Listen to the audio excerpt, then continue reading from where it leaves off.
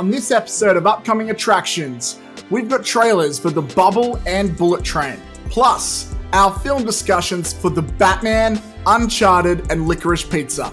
All that and more on Upcoming Attractions.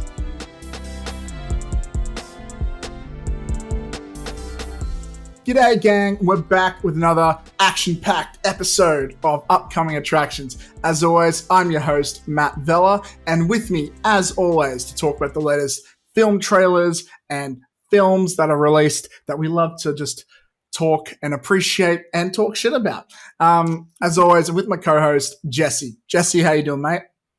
G'day, Matty. I'm good, thanks, mate. How are we, guys? How we doing?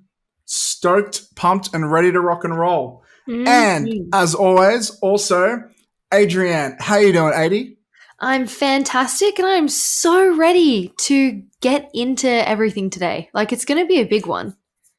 This is a big one. We've got two major blockbusters to tackle, but it's also going to be we're going to try and make this a short one because we are filming under a bit of a pump right now. But before we start, I want to give a shout out to 80, congratulations on your new side podcast, I'd say. Oh, the Laughing Scots. Thank you so much. For those who don't know, tell us about the mistress you're cheating on us with. Well, the secret's out now.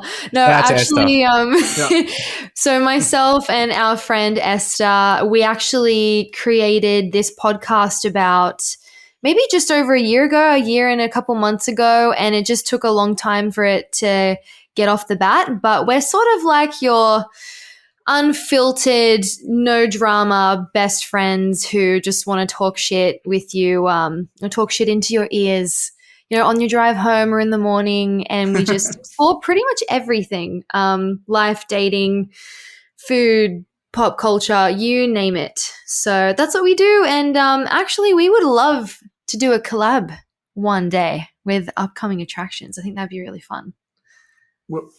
We'll make it happen. Yeah. It's all love. It's all family here. It's actually it's part of the reason this podcast exists, because when Midnight Double Feature split from Upcoming Attractions and I had to find co-hosts, I was like, who the fuck do I get? I know Jesse was always keen to start a podcast, so I called him. And then I called you saying, look, I know you tried to start a podcast a year ago. I know you bought the equipment, but you haven't released anything in like a year. Are you still doing that? Because I could use a co-host. And you were like, it'll probably happen one day. And so what is it, like 6 months later, and I think this is episode 12 or 13. 6 months you're finally later. out That's there. Crazy. It's something about that, I would say. It is. Because we took about 2 or 3 months to get the podcast up and running. And so it took so long to get equipment and shit for it. And a lot of shit. We did a bunch of test episodes. In fact, guys, today is our first episode recording with the new system. We did a test one yesterday, which will probably see the light of day sometime soon. Who knows? It will. It was a good one. So it was a good one. And hopefully this is a problem-free episode, because we've had a lot of problems in the back end, a lot of technical issues. So we apologize that some of the episodes coming out a bit later than they should. But we're here to rock and roll. So let's get into it. Let's go straight into trailers, shall we? Let's do it. First of all, Brad Pitt is back, baby. He's back with this. Very stoked. This trailer called Bullet Train. Adrienne, what did you think of this one?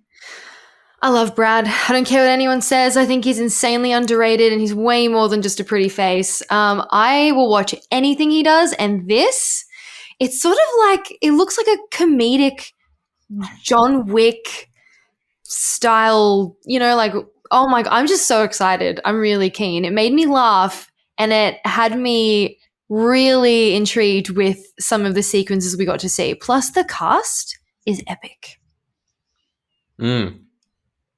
Yeah, Jesse, anything to add to that? Yeah, well, I've always really, really liked Brad Pitt. He's been in some of my all-time favorite movies, and I always think he's a very talented actor. And yeah, I'm very keen. Like as Adi said, it looks like a very John Wick-esque kind of action flick, but there's also comedic moments peppered in. Yeah, I'll probably go and see this. It looked like a great cast. I'm kind of curious. I didn't really understand fully what it was about. I guess it was he's like robbing something, or he's some sort of secret agent or something like that. There's something going on with a briefcase. Yeah. And I believe everybody on the train are trying to Mm-hmm. get it. Yes. From what I can tell. But look, we keep mentioning John Wick. There's a reason why it feels like John Wick. This Same is director? directed, sort of. It's directed by David Leitch, who was, I believe, co-director of the first John Wick. Yeah, And that would make since so then, much sense. he's starting to become one of my favorite action directors of recent years. Like, a lot of his films aren't like perfect, but the action scenes are great. So I'm just I'll give you an idea. He did John Wick, the first one. Then he did Atomic Blonde, Deadpool 2, and he did Hobbs and Shaw. He also did, you might have seen it, maybe not. There was a bit of a viral video called Brawl, and it was like a kind of like a promo video for Apple showcasing what you could do with the iPhone 11. Yeah, and it was like about a I snowball remember fight between that. some kids. Okay, And yeah, that's obviously awesome. the reason the action was so well directed is because it's the John Wick guy.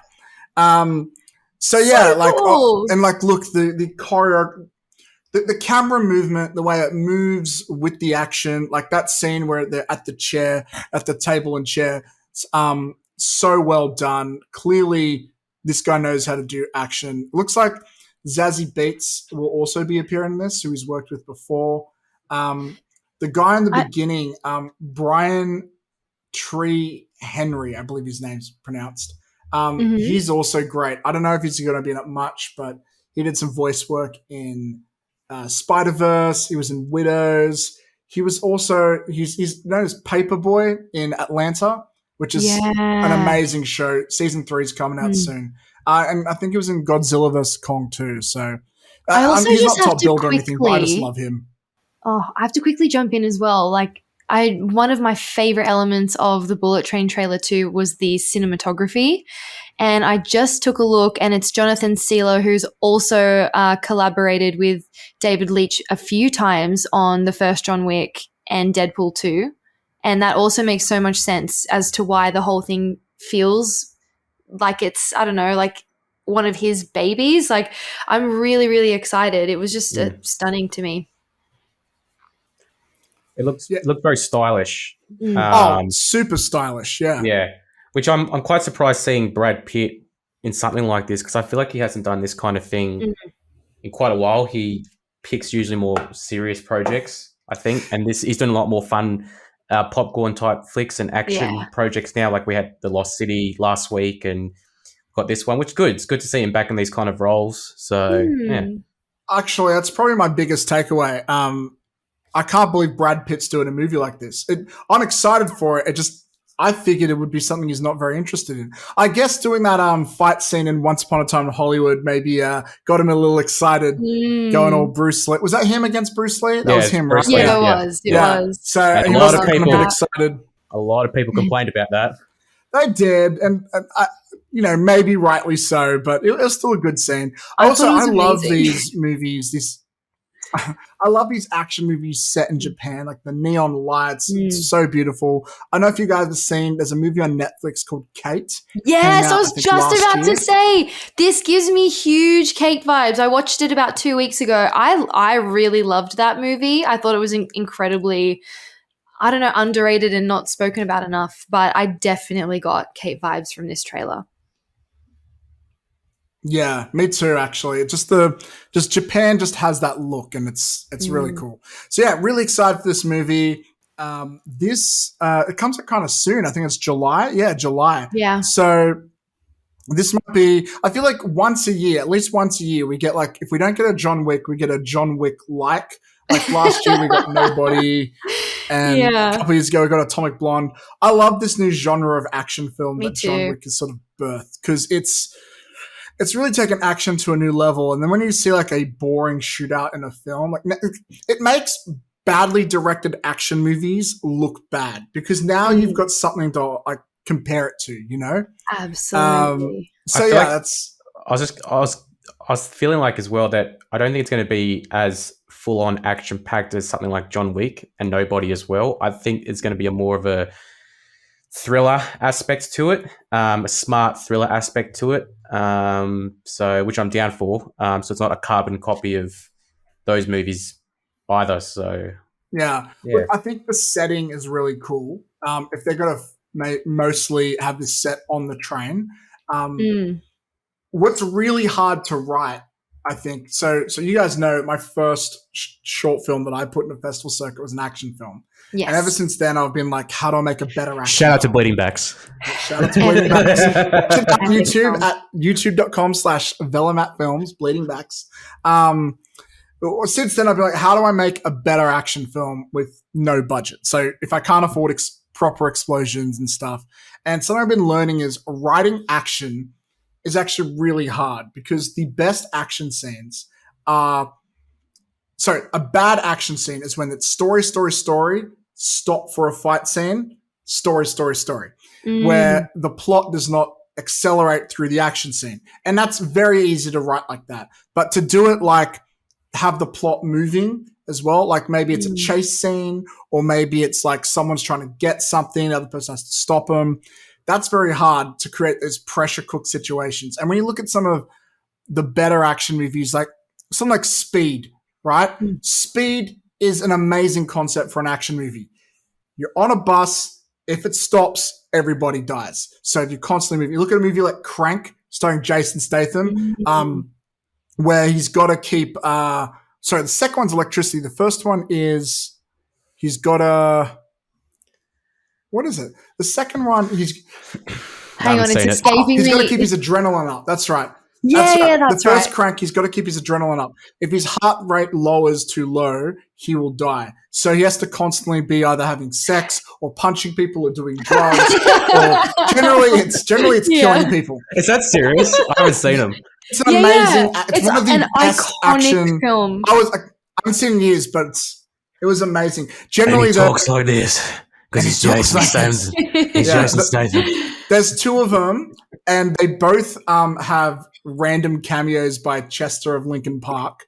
I don't know why he just happened to like that franchise, but they're great. But generally, like he's always got to like speed in his car to keep his heart rate going, or whatever. And his whole goal is like, I'm going to die because eventually I have to go to sleep. But before I die, I'm going to kill this one dude who did this to me. And it's like, fuck yeah, it's such a good.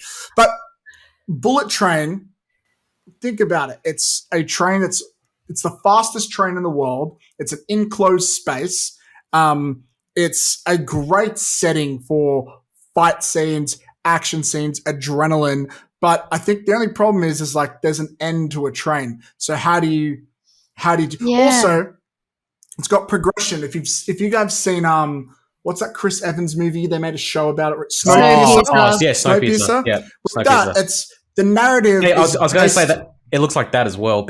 Yeah, like the narrative in Snowpiercer is based on the train. You start here, you end here. You're walking through the train.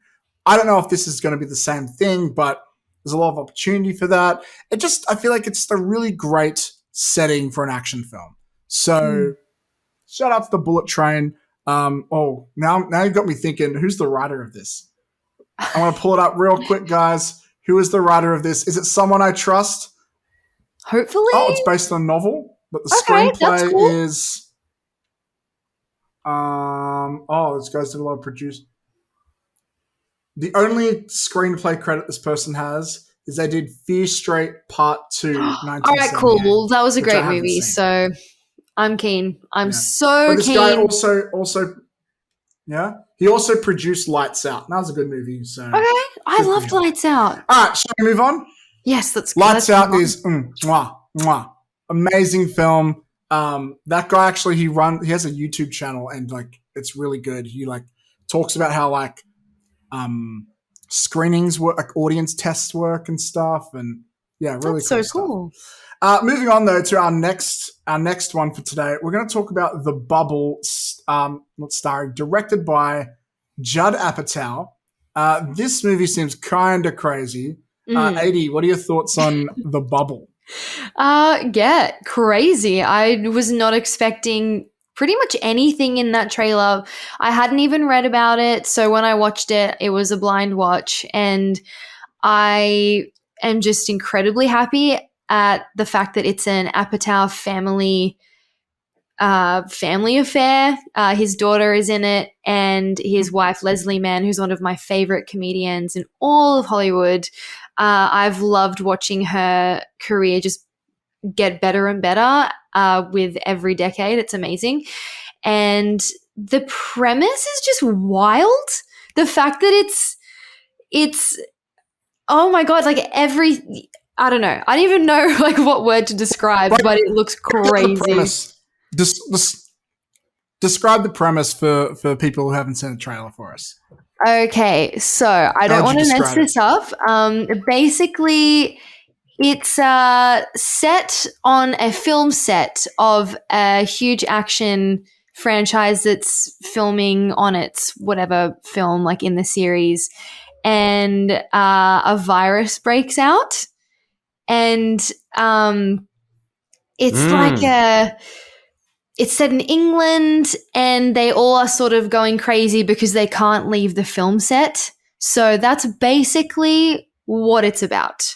And it's just wild. Also, Benedict Cumberbatch is in it as well, which I thought was really cool. Was not expecting to see his face pop up, even though it's sort of in a really weird way. Actually, I think it's not him. I think it's a deep fake. That's what I thought it was. It is a deep fake, but I feel like that might lead up to something like a bit of a random cameo for him, because I don't know. Oh yeah, it's probably like setting up a punchline that'll pay off later. I feel like that's what's going to happen. With that. I think you're right. Yeah, it was just random. We're calling it now. It's a prediction. Yeah. What did you guys think? I mean, it looked okay. It looked very, very nutty, very nutty. Not a typical Judd Apatow film I'm used to seeing. I'm used to seeing him do more of the Seth Rogen-y type of comedy film. But it looked okay. Like some parts I had a bit of a chuckle, but it looked very nutty. It looked very nutty. Very, very crazy. I love the references to coronavirus, and I love movies set on film sets where they're trying to create a film. I don't know. I don't think the trailer sold me on the movie, but I'll wait and see how it pans out and is received. But it's got an insane cast. Pretty diverse cast there. Yeah.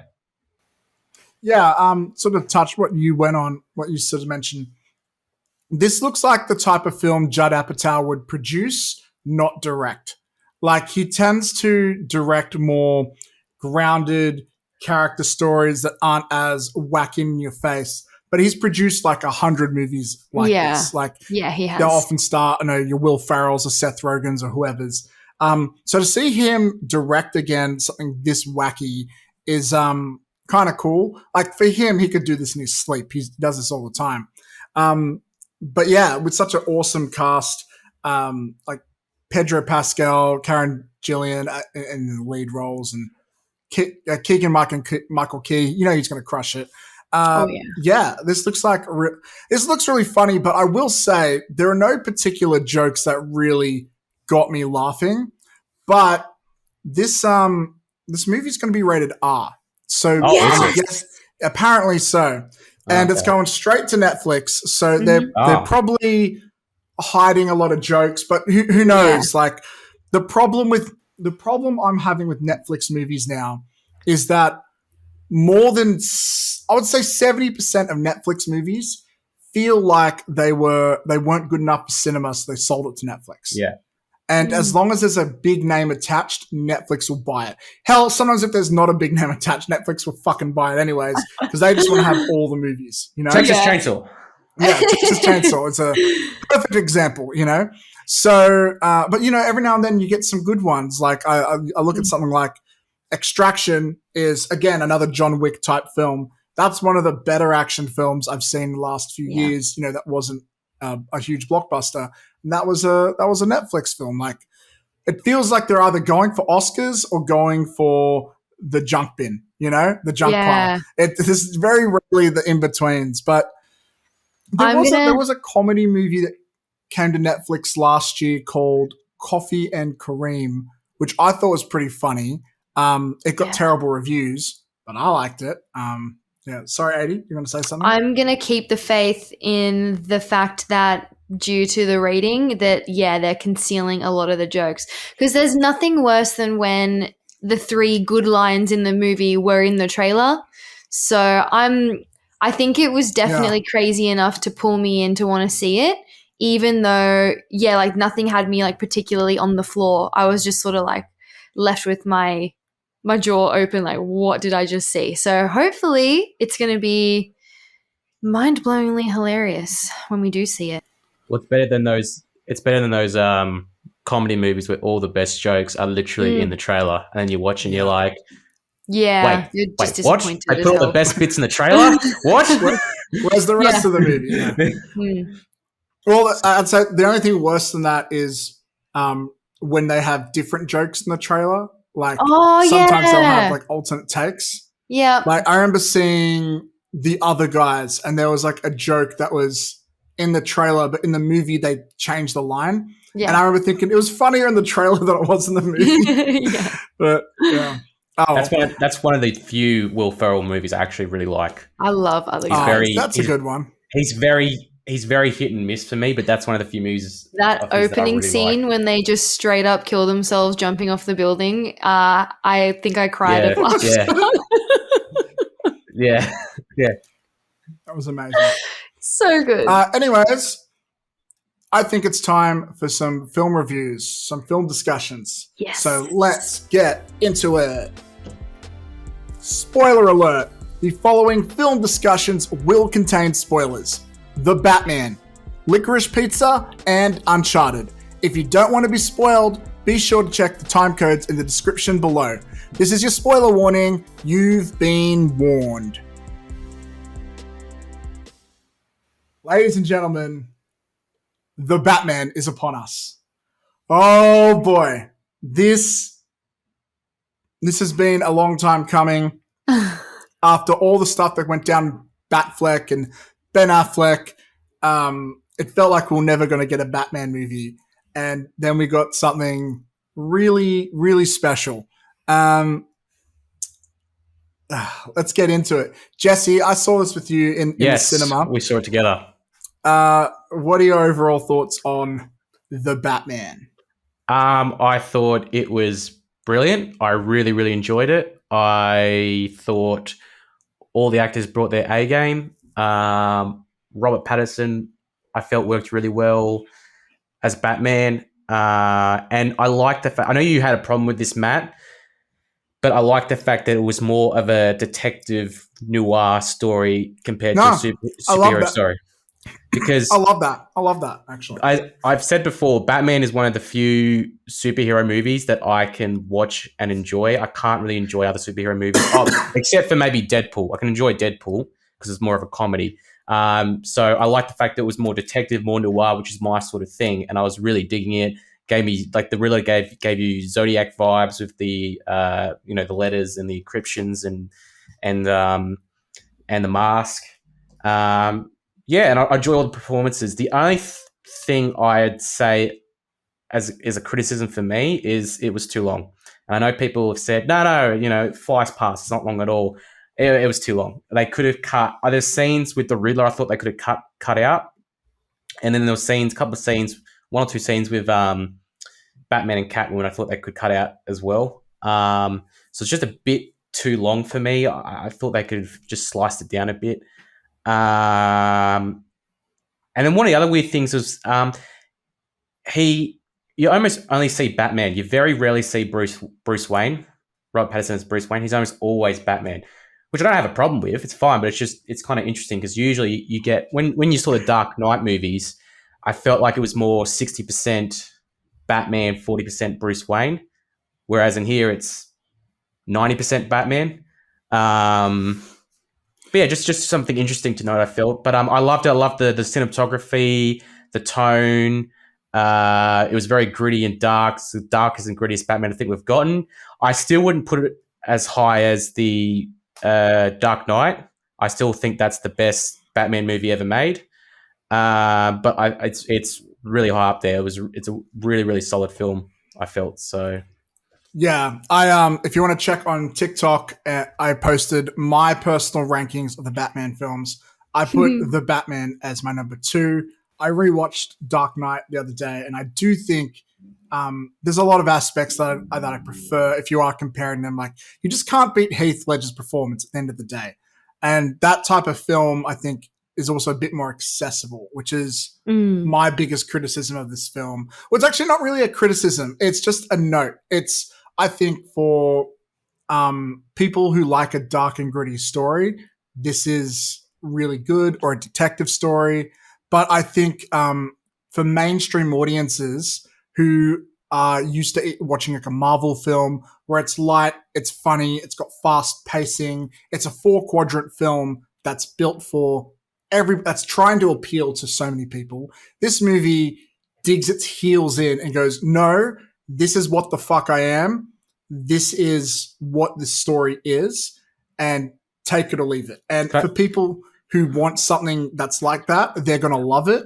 But if you're used to something a bit more light, this movie is not for you. Sorry, Jesse. So just one more thing, just before we pass it over to 80.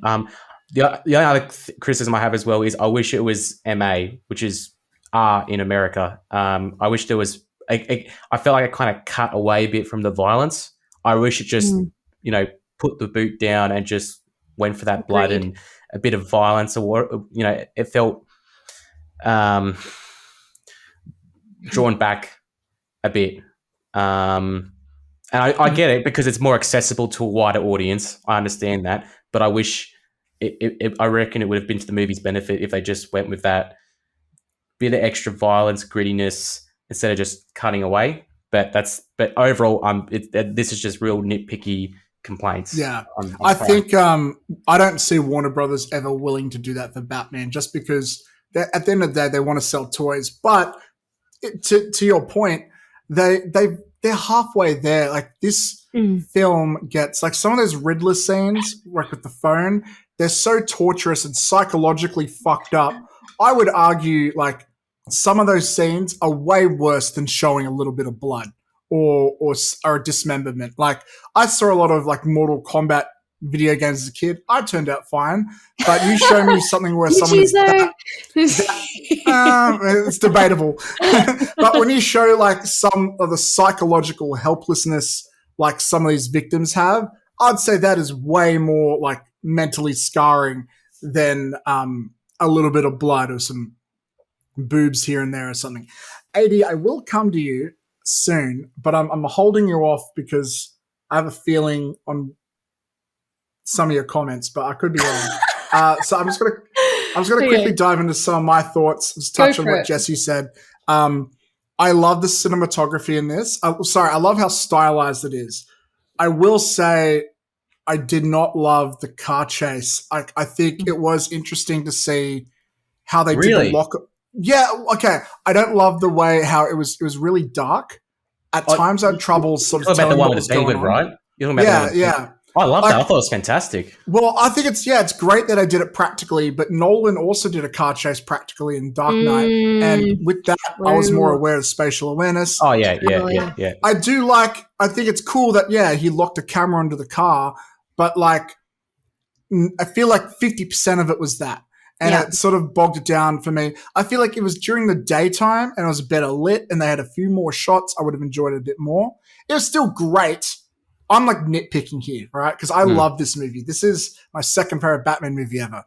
But that one could have been a bit better. But what I will say to compliment that, this has the best fight scenes in any Batman movie ever. Hands down, it comes nowhere close. You see Adrian cringing there.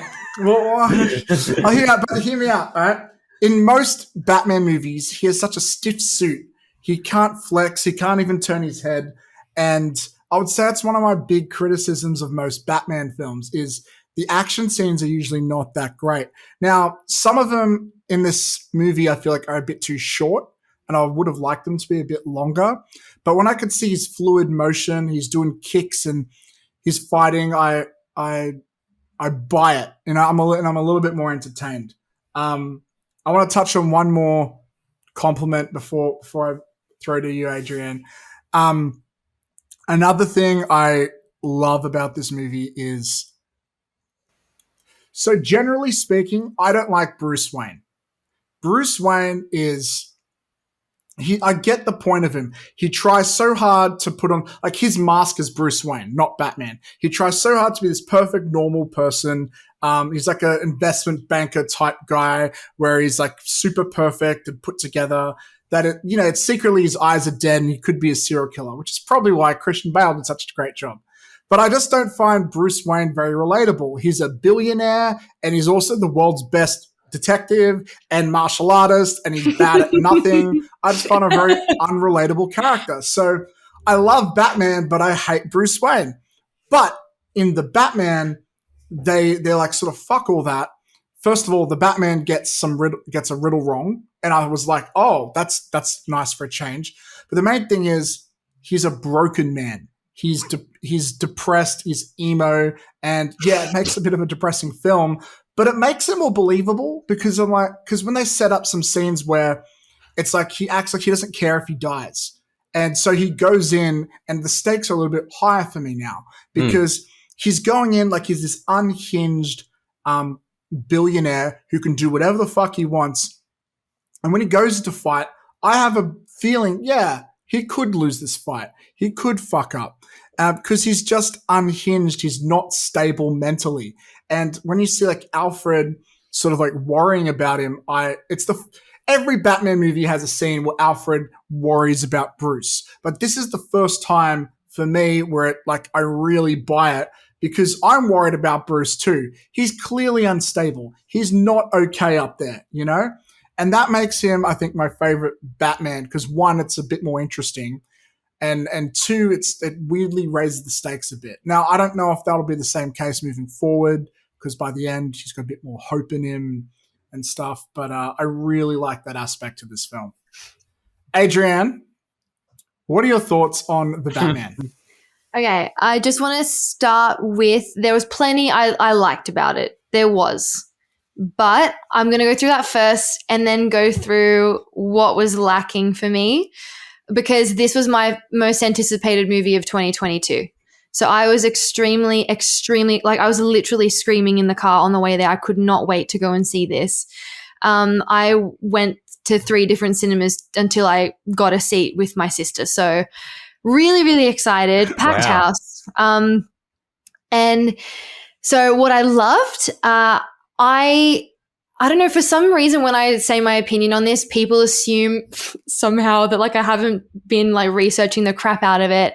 I loved that it was neo-noir. I was wanting that Joker version of Batman that we got, really, really incredibly dark, gritty, almost depressing and disturbing. Joker left me for a couple of weeks feeling really kind of violated. And that's what I was hoping to get out of this film. And I did like the fact that Gotham had that portrayal. I thought that was pretty perfect. Hit it on the head.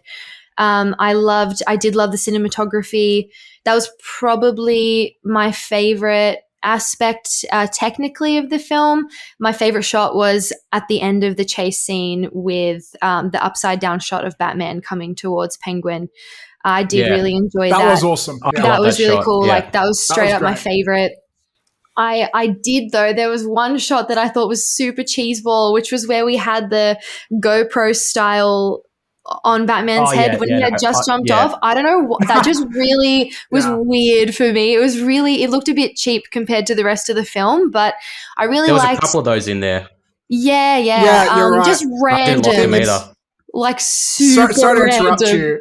No, that's fine. Sorry to interrupt you, but I think it is good to mention the problem with also any superhero movie, and I feel like Batman has the worst case of this, is whenever you get him doing something normal, And if you don't film it in a real stylized, cool way, it can look goofy as fuck. Yeah, and there are a couple shots where it's like when he's walking into a detective scene, sometimes he looks really cool, but then sometimes it's like, oh, there's a guy in a Halloween costume here. Yeah. Oh, 100%. That GoPro shot is probably the worst offender. Yeah, that was for me the worst offender. It may have been the first moment that took me out of that constant, like, I was visually pleased the whole time. Like, even if there were dips for me, I at least was intrigued the entire time by that. But that one, like, really threw me off. It was so random.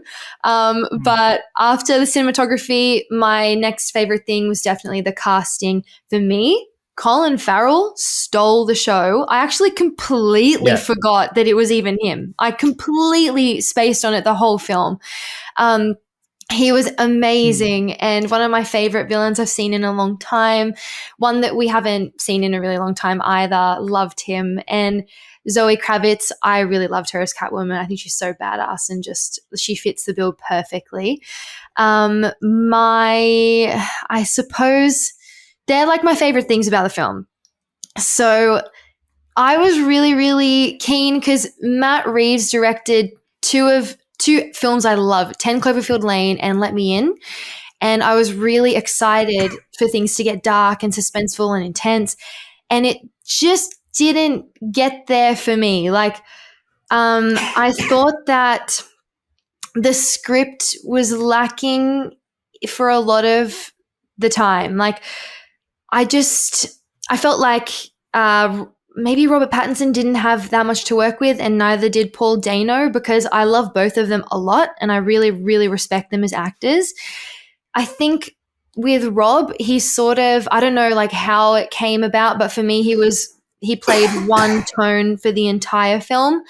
And similarly to what one of you said earlier, where it's like you mostly see Batman and not enough of Bruce, maybe that is where I felt I was not able to connect to him or root for him. Usually, like with any other Batmans, like you're like, fuck yeah, you know, like you do this, blah, blah. I just didn't really care about him at all. I felt like he was the least intriguing part of the film for me. And I love him. I love Rob. Absolutely adore him. I don't know. I just felt really let down by his performance. And then I felt like with Riddler, Paul Dano, sometimes when it was like finally screen time for him, his scenes dragged on a bit too much and it made them really awkward and a bit laughable sometimes. And I've said this before, he's, I think, one of the best actors of his gen. He's incredible.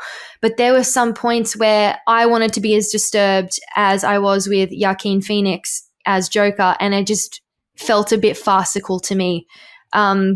And I feel like he was let down somehow because I've never seen a performance of his that I wasn't blown away by. I don't know, maybe it was him being really choppily exposed throughout the film and then having large breaks in between. Not sure, but there were a lot of people in my cinema who did laugh, which really pissed me off because I hate when people do that and they're not supposed to, but other people sort of felt it too. So that for me, I just found that there was little emotional journey from Batman and maybe even from Riddler as well, and I just couldn't connect to them. And then I just felt like it played it too safe, like Jesse said. The fight sequences for me were few and far between and really short-lived. I was so keen to see Batman beat the living shit out of people. Like, I wanted to see all of it, you know, like make me not able to sleep at night. And it just didn't happen. So I was like waiting and waiting and waiting. And it's sort of like, I don't know, the movie for me was like going to my favorite restaurant, ordering my favorite dish, and all the ingredients were there. They were all cooked pretty well, but there was no flavor. And I was really upset by that. So the lack of action, the fighting, I thought it was frustratingly safe, and it left me pretty bored for the most part. And like no one has to explain to me anymore that it's neo-noir, blah, blah. I totally get it. That's what I wanted though. So you know what? I'm going to watch it again. I'm going to give it a second watch. I don't know. I feel disappointed. Unfortunately, on an emotional level. So, yeah. Look, the Riddler comment I'm hearing a lot of people saying the same thing. Personally, I never felt that way. Obviously, except some people laugh when like it reveals that while preparing, he was like doing a sort of a back end YouTube type thing. Obviously, that might get a few laughs, but I never felt that way personally. But I understand a lot of people else felt that way, so fair enough. You had a comment about how I feel like there wasn't enough Bruce and stuff, and I actually leaned over to Jesse maybe 30 minutes into the film, and I was like, it's weird how little Bruce we're getting. Yeah. Because at first that's how I felt, but what I love about this movie is it sort of is making you wonder. This is my interpretation. Yeah. That they were kind of like making you wonder who is the man behind the mask? Who is Batman? The Batman? And yeah, and you start learning a bit about him, and the way that the Riddler storyline ties into his family, I love. Like, I was just talking to a friend the other day saying my favorite Batman stories are the ones where Bruce Wayne is personally entwined with whatever Batman's dealing with. And they're very rare. They're not a lot of stories like that. Like the Dark Knight, you could take out a bunch of the Bruce Wayne scenes and it probably, it might work a little bit. It might, but like it sort of works without Bruce Wayne. Batman does Batman, Bruce Wayne does Bruce, and a few things happen there and here and there. But I find the most interesting Batman stories like when that ties into him. So it ties into like his mother and all that stuff. That gets me really emotionally invested and really excited. That's what I was like waiting for. Like that would usually hit me really hard, but I don't know. There was a disconnect. Also, really quick for me, I think. No, go for it. You go. I think they gave me breadcrumbs and then it led into it, and then for me it sort of came. And the moment where I felt fulfilled, like I felt pretty happy with it.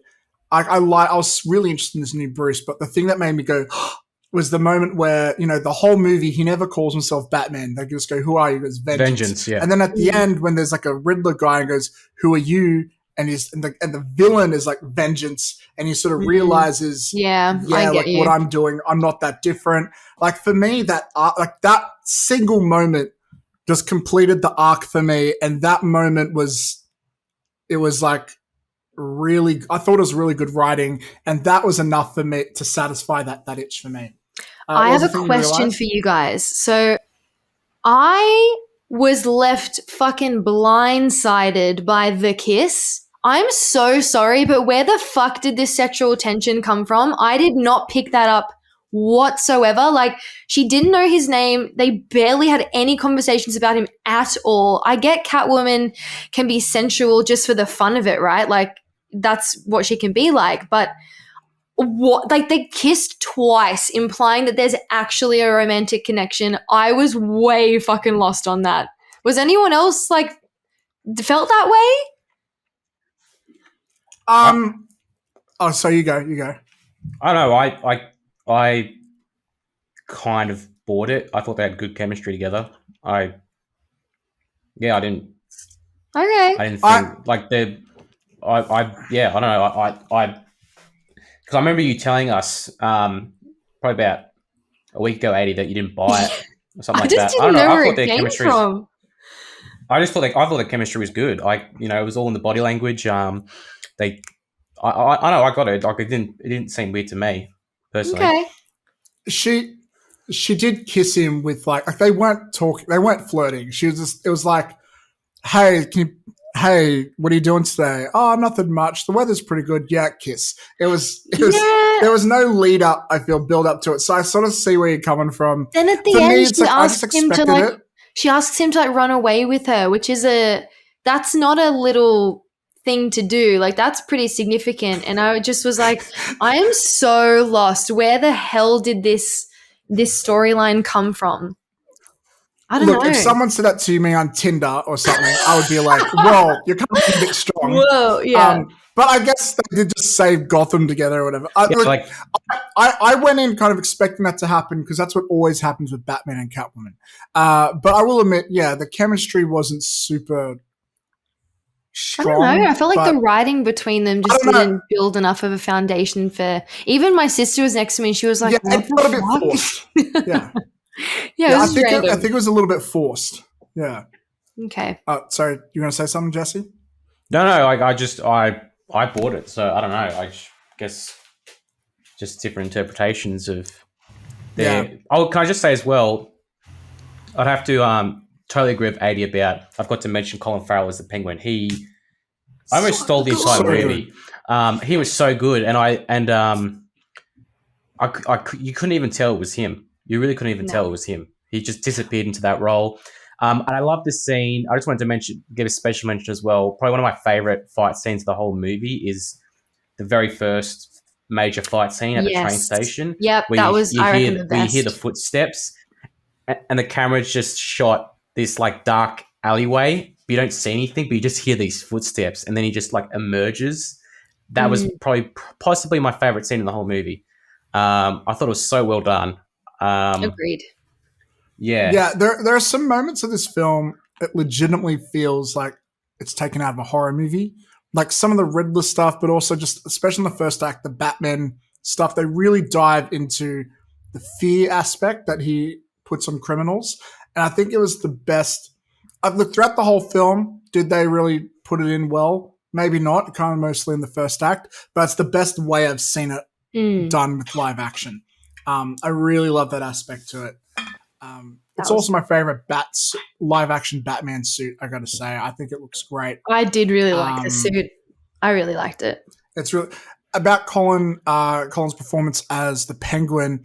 I remember before this, because they've announced ages ago they're going to have 2 spin-off TV shows, which seems so excessive.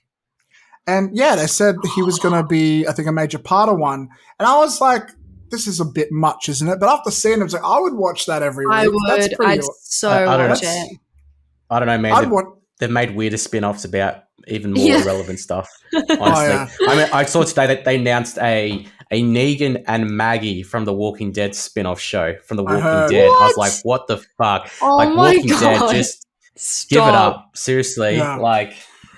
they just recently cancelled this spin-off, but they were going to do a TV show spin-off of Aquaman. I think it was called like Deep, and it was just about like the city of Atlantis or something. Oh, it was about like the Mariana Trench. I don't know, but like Aquaman wasn't going to be in it. And it's like, why are you going to make an Aquaman show without Aquaman? No one cares. I'm sorry. No. Like, you're not Gotham. Sorry, we're closed. Good luck next time. It's the money. Show me the money. Just give us Penguin. My last point. So watch the shit out of that. 100%. I think my last point I just want to say is I think the detective story stuff in this so well written. I think the pacing could have been a little bit snappier, but the way that's got it's this guy and then there's this person and this one's corrupt and they're secretly working for this and who's the rat and the whole connecting the dots. It's the best. Like, I know Dark Knight, we always say that's a detective story, but this is like a real detective story. It's a detective story first. It's a superhero movie like third. Like it's just not what you'd expect. Look, I love Matt Reeves. I know you complimented him some stuff earlier, but he made me give a shit about Planet of the Apes. That's how good he is. I always thought Planet of the Apes was the dumbest franchise. That was ridiculous. But when I saw the 2 he did, I was blown away. There are not many directors like him that can do a blockbuster that still feels like it's by a visionary, It doesn't feel like it's on a conveyor belt when he does one. So shouts to him. His voice is very strong in this. And look, masterpiece is a strong word to throw out there, so I'm not going to say it, but it's very, very good. I was very happy with it. And but here's my concern. I don't know how the fuck they do a sequel. Like, why? I know there's a lot of characters that can go into, because here's they can definitely do a sequel. It's easy to do a sequel, but how are they going to do one that's going to be as interesting from the detective story perspective? Because every good story, you got 2 journeys: your physical journey and your metaphysical journey, right? Physical journey is easy.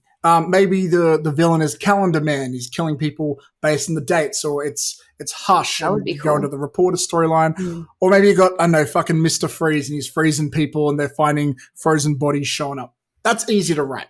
Easy peasy, break it in a day, we're done. But then how do you do what I was talking about before by tying to Bruce? How do you do that stuff? You could do something like, there's the Court of Owls, which that storyline in the comics really goes into his parrots and stuff. But like, I feel like they've already touched on that in this film.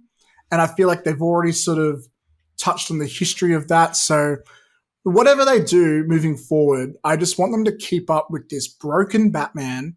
And I want them to tie whatever happens into him. Because the best heroes are the ones where they make their own villains. Like Iron Man's villains are using his tech and he's trying to stop them because he regrets that, or something like that. So I hope they keep doing that. So I'm hoping we see more Bruce Wayne and yeah, me too. Yeah, but I'm definitely not opposed to a one. sequel. Just like that would be cool to see something more emotionally in depth that we have not seen before in any Batman films. Yeah. And you know what? Make it shorter. It could have been a little bit shorter. I loved it, but no movie needs to be 3 hours. You could have done it shorter. All right, let's move on to our next review, the film discussion. I don't like using the word review. Film discussion for today. Adrienne, you saw Licorice Pizza. Why don't you give us your quick thoughts, and then we can jump into Uncharted. Sure thing. Licorice Pizza. What do you think of Licorice Pizza? It was one of my favorite 2021 releases for sure. It basically follows Alana and Gary who grow up and sort of fall in love in San Fernando Valley in the 1970s in California. If for anyone that doesn't know what Licorice Pizza means, it's actually a slang term for a vinyl record because it's like a pizza made out of that looks like licorice. So it alludes to that, to the 70s sort of in one term, which is really cool. It was directed by Paul Thomas Anderson, who has directed, I think, 9 of the band Haim's music videos, who is where the lead actress Alana Haim knows him from. And he just was really inspired by her and basically wrote this character for her. It's sort of like a bit offbeat, super energetic and so stylized, but not in an in-your-face way. Like everything was filmed almost as naturally as it would be in real life. Like there are scenes when they're walking in the street, it's literally in the street lights, like there's nothing else there. So it's a very like raw feeling film, but it's incredibly funny. Both fresh-faced leads. So Alana Haim, this was her film debut. She is incredible. Like, wow, deserved every nomination she ever got. I'm actually sort of sad that she hasn't won. She should have. And her co-lead is Philip Seymour Hoffman's son, Gary Cooper. I think that's his name, Gary Cooper. He was incredible. A lot of people gave it a lot of shit because of the age difference in the characters, but that is literally the entire plot of the film. So for anyone going into it that finds a way to be offended by it, didn't really even know anything about it before they went in, I just have to say, like, it in no way glorifies that age gap whatsoever. It's an extremely PG film. It's just basically about, 2 awkward youths finding their way in life who sort of, he has a crush on her, they become friends, then business partners, a couple years goes by and they do like fall in love with each other. So I don't know, it's like a nostalgic look at a really carefree period and basically what it's like to be an awkward young person growing up in 70s California. And I really liked it. Really, really liked it. I know. So there was another bit of controversy about some anti-Asian racist stuff in that. Anti-Asian racist? Did you have a take on that, or not at all? Who's no? No. Don't call that. I literally nothing comes into my head. I will really quickly say though as well before I forget, Sean Penn is brilliant as playing like a complete Hollywood wanker in this film, and Bradley Cooper. Who Bradley thought that Sean Penn would have been good as playing at Waker? I know. No, he's really good in it. And then Bradley Cooper has this cameo for like 10 minutes. He also plays this like Hollywood nut job who needs them to install a waterbed in his house. He is just explosively funny in that little bit that he's got. He almost steals the show. Even watching it for that bit is so worth it. But everyone's acting is just on fire throughout the whole movie. By the way, I don't have anything against Sean Penn. I just thought it was funny that he plays an asshole. Yeah, no, he's great at everything he does. Just turns to gold. Cool beans.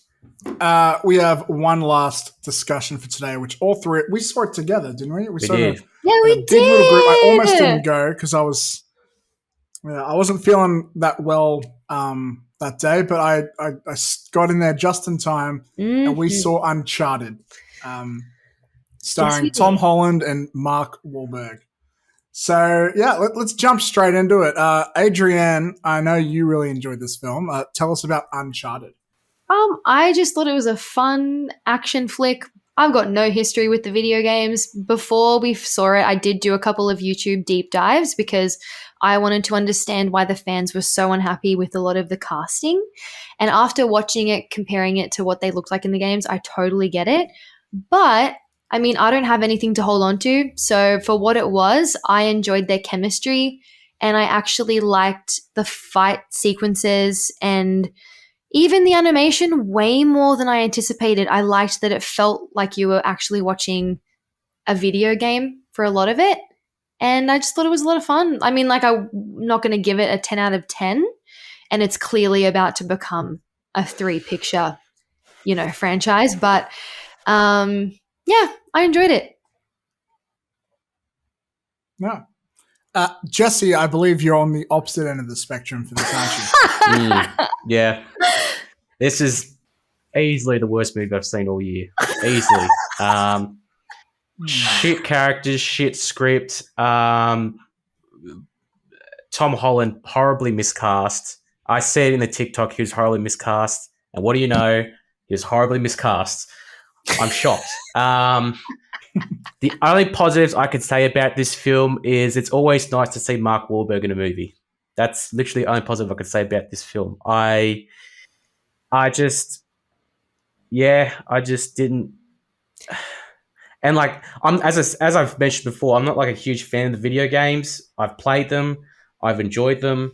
I wasn't obsessed with them, but I did enjoy them, and I really wish, because I've mentioned this before, with video game movies, they're usually pretty shit, like this one is, and they usually only get one shot before they're not brought back. And if that was the case, they should have just bit the bullet and just gone for an actual Nathan Drake grown up story with, an older Sully, instead of doing this prequel shit. I know it's doing it for like franchise reasons because they want to make more sequels. Jesse, did you really think though that they were going to have an amazing script, like for real?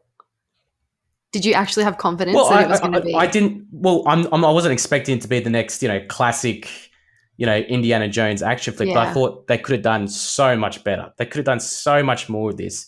I did not give a fuck about any of the characters. I thought the fight scenes are pretty shit, if I'm going to be honest. I thought, I will say, the scene with the boats was okay. I didn't mind that. I thought that was all right when they're having the end battle on the boats. But everything else, I was just waiting for the time to tick away so I could leave. And completely forget about this movie. I thought Tom Holland was playing Tom Holland, as we suspected. I thought the violence was weird.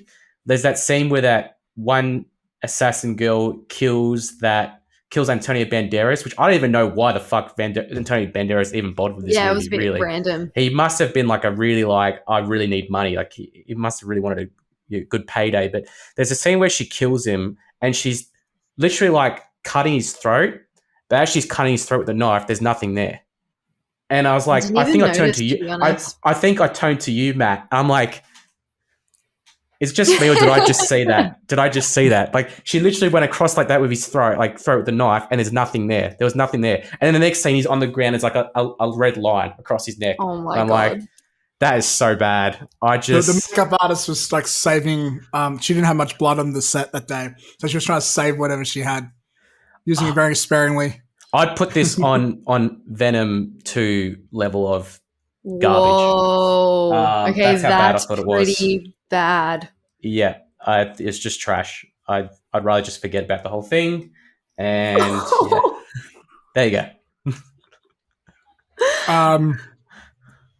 Look, for a family-friendly 4-quadrant blockbuster, it was harmless. I think it was all right. I was expecting it to be a lot worse than what it actually was. I walked out kind of being like, like it was okay. It did what it set out to do. It didn't try and reinvent the wheel. I feel like it was made with little effort, but when you have that much money from Sony being pushed behind it, you don't need a lot of effort. You just need a lot of money. And that's what it is. So, look, I think, let's talk about Tom. Tom Holland, to his credit, one, he is doing a lot of physical, I don't know if he's doing his own stunts, but he is doing his own fight scenes. And I was surprised by that because generally there's a Spider-Man mask on his head. So seeing him do a few, dodging some punches and stuff, I was like, okay, that's nice. I don't think they were particularly amazingly shot or choreographed, but they were doing, they weren't using 100 shots for stunt doubles or whatever. So credit to Tom Holland. He did his own fight scenes from what I could tell, and he did a good job of that. And I think I was surprised that, so I went in thinking he was just going to do Peter Parker. And I feel like he didn't. He made an attempt to be something different. It just wasn't that different. I noticed he tried to lower his voice a bit more on top of the American accent. And they really, the directors tried really, really hard to age him up. There's a lot of shots of him shirtless to show his muscles that he's gained, and fucking good on you, mate. You've got real ripped for this role. Yeah. They're always trying to make, look, there's a lot of scenes where he's drinking alcohol. It's meant to be funny, but it's funny when you have this cowboy type, happy-go-lucky, swashbuckling older dude where it's he's an alcoholic, LOL. But when you have someone as young as him doing it, it's oh no, that kid's going to grow up to have a problem. It's not as charming when you have someone that young doing it. But I think he was okay as a generic action-adventure lead. As Nathan Drake, no, he's nowhere close. He wore the same shirt at some point. That was it. So that was the closest you got. Yeah, if I pretend it's not an Uncharted movie, I can go, this is an okay action-adventure film. I'm not going to put it up there with Pirates of the Caribbean or The Mummy, but it does all right. Of course, a lot of the little puzzles and stuff they do are not going to make sense, and they're going to be kind of dumb. There always are in those type of movies. If anything, they're successfully living up to the trope. But what I don't think they were good at is with Uncharted, there are some long shootout sequences and a lot of cool chase scenes, and they're really big action set pieces, and it's one after another, and that's what makes it exciting. Throughout the whole movie, there's only maybe 2 big action set pieces, but there was never not too many shootouts, not too many. It didn't feel like Uncharted. It never felt like Uncharted to me. It just felt like an action adventure movie. And Uncharted, I think, is an action adventure movie as a game, but because it's a game, they have a lot more long sequences of guns, especially. And we weren't really getting that. So I did never, as an Uncharted fan, I'm disappointed. But as a movie fan, I went out pretty okay with it. I'd watch a sequel. I would watch a sequel. I'd watch a sequel. I think this director is probably my mortal enemy. Okay, explain, elaborate. Not my mortal. Okay, Ruben Fletcher. He directed, first of all, Venom. So no further explanation what I mean? needed for Matt. Yeah. Okay. And he also did the 2 Zombieland movies, which I think are incredibly overrated. I think feel number like one's one's good. epic. Number 2 First one's is good. like, yeah. I feel like they both set up a premise and fail to live up to it. Like, they're like, oh, it's a movie all about rules. And they like don't mention it for like 90% of the movie. And it's like, that was the one thing that made your film unique and you just don't touch it. But whatever. And then he does Uncharted, and yeah, it feels like a wasted opportunity. It could have done so much more with this franchise, but it's not unwatchable. I think it's debatable. Look, as someone who sees, like, I see most generic blockbusters that come out, and with that have overdone CGI and all. I'm talking the non-Marvel ones. Most of them are pretty fucking terrible. Yeah. And this one was like, the plot made sense. I didn't cringe. There was no point when I cringed that I can think of. I had a cringe point. There were some jokes. I do have one that I just really quickly need to mention. So I just wanted to let you finish your turn. Yeah. Okay. So what was the point? I was sat next to one of our friends, Esther, and we were both highly confused about what nationality the main actress was, because I could tell she was trying to be Australian, but she wasn't. And I was like, is she British? Is she American? Yeah. And I'm like, what's going on? So I thought she was British. Right? So we Googled this through the movie. Now, the character is actually Australian. The actress is American, but her accent would go through Irish, British, American, Aussie, and Kiwi throughout the whole film. And with my Aussie. My accented brain was having a field day trying to figure it out, because she'd be like, my father will hear about this. Yeah, bro, that's right. And then you'd be like, what the fuck is going on? It was really confusing the shit out of me. So that irked me the whole time. I thought she was actually like a pretty cool girl, like a cool character doing her action-y stuff. But the vocals were literally sending me. I just couldn't handle it. Yeah, that was my number one. That wasn't an issue for me at all. Wow. I didn't even know she was supposed to be Australian. I had no idea she was supposed to be Australian. I thought she was trying to act British with a fucking just terrible British now, Jesse, / American. When you buy the Blu-ray special edition and watch it again 10 times, you're going to pick it up. I was sort of lukewarm on the romance element between her character and Tom Holland's character. Did they have a romance? They were trying to make it happen. Yeah, they fucked.